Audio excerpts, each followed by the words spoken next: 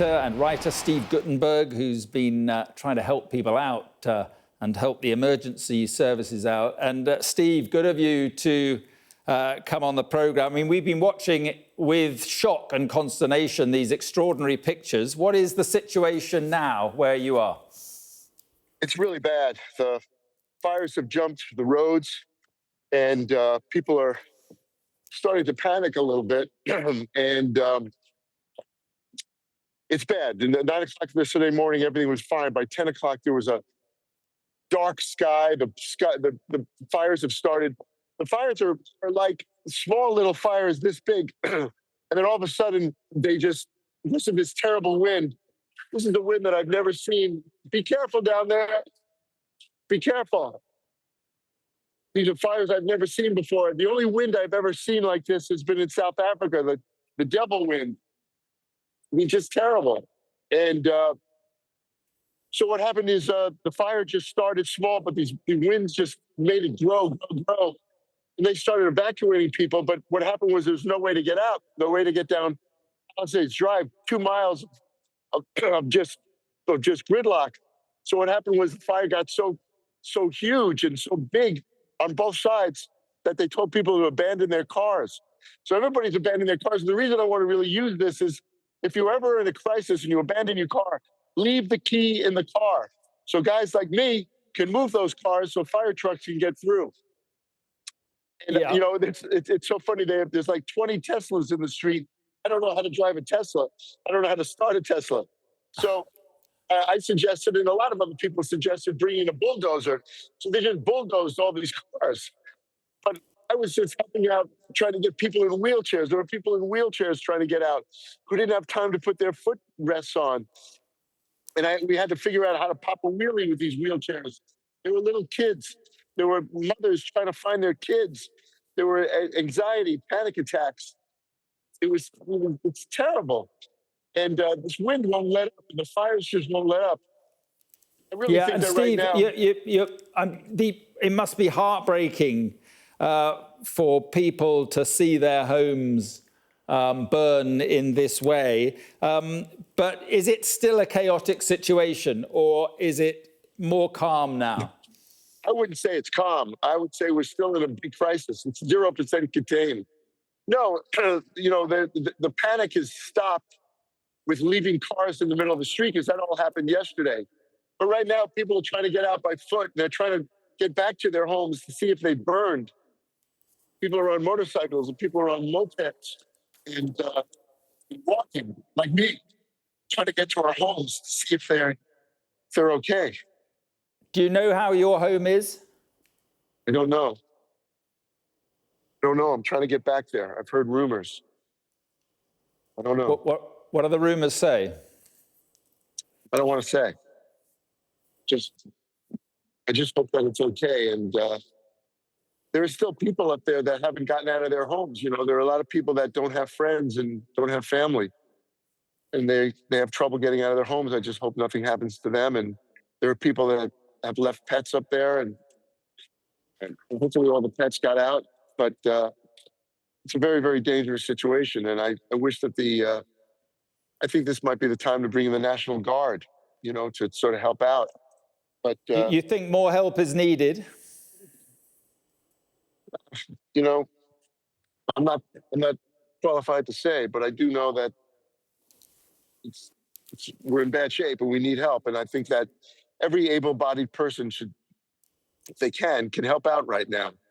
You know, help people make sure they get out, and maybe people are trying to get back to their homes, and maybe help them. And I think that this is a time to always remember to use your kindness and empathy at this time, but also always in life, use your empathy and your compassion, not just in a crisis, but to do it all the time. Because we're not one street, one city, one town, one nation. We're one world, and we're one community. You know, when a crisis occurs, it doesn't matter what kind of house you live in, or what kind of car you drive, or how much money you have. We're all the same. We're walking down the street with a suitcase behind our back, and that's all we got. That's all we have of all our possessions is a suitcase with some things we've put into it.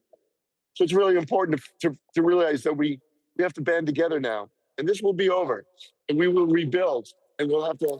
How is it down there? Okay. So just to remember that we're rebuild.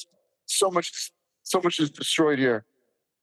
And it's the perfect, I mean, it's a perfect, well, I say perfect, it's the worst combination. I was going to say it's a perfect storm. It's the worst combination of fires, high winds, dry conditions, and any sign of the winds abating at all, Steve?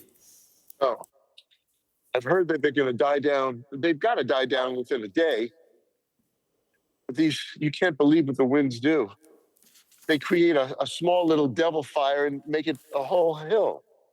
I mean, I was driving down Temescal Canyon last night, and both sides of it were burning. Everything was burning. Everything was burning. The Palisades Theater was burning. The Women's Club was burning. All the homes on Temescal were burning. Both sides were burning. It looked like a volcano. Just terrible. And when you see it all and you saw the panic and you've seen the devastation, what goes through your mind? What can I do to help out? What can I do to calm people? You know, the man in the wheelchair, I took his face in my hands, and I looked at him, I said, "You're going to be okay." And he had some tears in his eyes and on his cheek. He was an older man, and I said, "You're going to be okay. And tonight you're going to have a good dinner. I promise you. You're going to have a good dinner." And the mother, who was hysterical, she couldn't find her daughter or son. I said, "You're going to find him. You're going to find him. It's going to be okay. It's going to be okay." And the mother that stopped her car because she was told to abandon her car, and she had all suitcases in the back. Me and a friend of mine, Patrick, we pulled out the suitcases and we helped bring them down to the bottom. But she was just walking like in a daze, you know, that she was worried about her husband. Can he get out of his house? He's still up there at the house. So what I really try to do is try to help people, try to calm them down, to try to be a very steady voice and a steady presence, because I'm able-bodied, and do what I can to help everybody. It's a very, very hard time right now, and it's very important to do what you can. And just finally, Steve, I mean, the firefighters who are trying to do their best in a situation where people are saying it's a hopeless task because of the winds. What about what they're doing? They're doing a great job, and it's not a hopeless task at all. This is what needs to be done.